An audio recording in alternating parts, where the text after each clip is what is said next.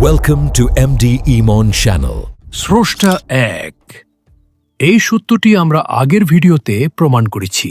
আমরা জানি ঈশ্বর, গড বা ভগবান শব্দগুলো মূলত ভিন্ন ভিন্ন ভাষায় সেই অদ্বিতীয় সত্তাকেই নির্দেশ করে। কিন্তু এরপরই একটি যৌক্তিক প্রশ্ন আসে, যদি সব নামই তাকে বোঝায়, তবে মুসলিমরা কেন আল্লাহ শব্দটির উপর এত জোর দেয়? কেন এই নামটি শ্রেষ্ঠ? আজ আমরা ভাষাতত্ত্ব, ইতিহাস এবং ধর্মতত্ত্বের আলোকে এর উত্তর খুঁজব। প্রথমেই আসি ভাষার কারিগরি দিক দিয়ে। ইংরেজি শব্দ গড একটি সাধারণ বিশেষ্য বা কমন নাউন। এর বহুবচন হয় গডস, অর্থাৎ দেবতারা। এর স্ত্রীলিঙ্গ হয় গডেস, অর্থাৎ দেবী। এমনকি কেউ চাইলে ফলস গড বা মিথ্যা উপাস্যও বলতে পারে। কিন্তু আরবি আল্লাহ শব্দটি একটি প্রপার নাউন বা নামবাচক বিশেষ্য।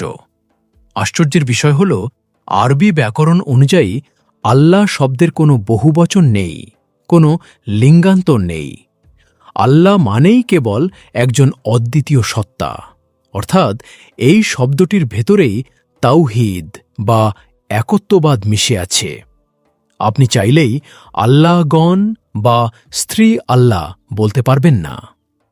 স্রষ্টাকে ডাকার জন্য এর চেয়ে নিখুঁত শব্দ আর কি হতে পারে?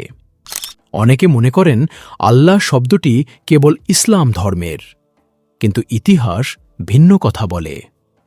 যিশু বা ঈসা আলাইহিসসালাম যে ভাষায় কথা বলতেন, সেই আরামাইক ভাষায় স্রষ্টাকে বলা হতো এলাহা। হিব্রু ভাষায় নবীগণ তাকে ডাকতেন এলোয়াহ বা এলোহিম নামে।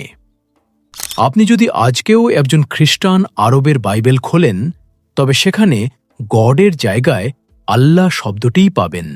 অর্থাৎ সৃষ্টির শুরু থেকে সকল নবী রাসূল এই মূল শব্দটির কাছাকাছি নামেই তাকে ডেকেছেন। স্বয়ং স্রষ্টা পবিত্র কুরআনে তার পরিচয় দিতে গিয়ে এই নামটি ব্যবহার করেছেন। সূরা ত্বাহার 14 নম্বর আয়াতে আল্লাহ বলছেন, ইন্নানি আনাল্লাহ লা ইলাহা ইল্লা আনা ফাবুদনি। অর্থাৎ আল্লাহ বলছেন, নিশ্চয়ই আমি আল্লাহ, আমি ব্যতীত কোনো উপাস্য নেই, অতএব আমার ইবাদত করো। আবার সূরা আল ইসরার 110 নম্বর আয়াতে বলা হয়েছে, বলুন, তোমরা আল্লাহ নামে ডাকো বা রহমান নামে ডাকো। তোমরা যে নামেই ডাকো না কেন, সকল সুন্দর নাম তো তাঁরই। এখানে স্পষ্ট যে আমরা তাকে তার গুণবাচক নামেও ডাকতে পারি, কিন্তু আল্লাহ হল তার সত্তাগত নাম বা ইসমে জাত, যা তার সকল গুণকে একসাথে ধারণ করে।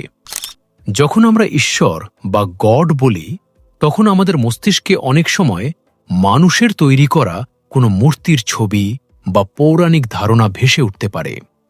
কিন্তু আল্লাহ শব্দটি উচ্চারণ করার সাথে সাথে একজন মুমিনের হৃদয়ে এমন এক সত্তার কথা মনে পড়ে যার কোনো তুলনা নেই।